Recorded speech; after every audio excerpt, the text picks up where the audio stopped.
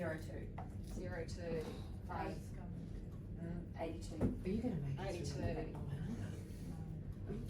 37. 37.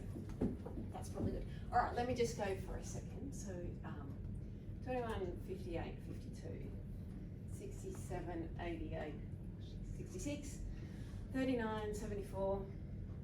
Does that say 04? Oh yeah, 39, 74, 04, 64, 35, 77, 02, 82, 02, 82, 37.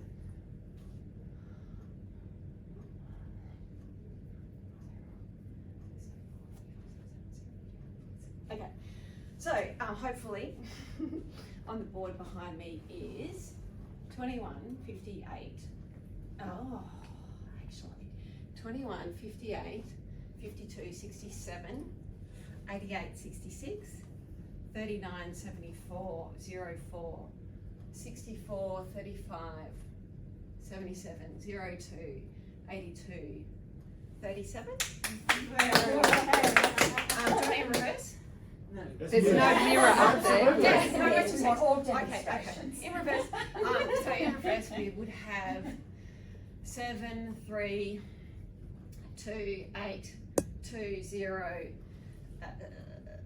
7, 7, 5, 3, 4, 6, 4, 0, 4, 7, 9, 3, 6, 6, 8, 8, 7, 6, 2, 5, 8, 5, 1, 2. Oh, so sorry. And now the square root. And then, so obviously I know these numbers and I know them backwards, and I also know them associated with your name. So if I run into you tomorrow, you could test me that I know your number, except for the random ones at the end because I didn't try and attach to who it was.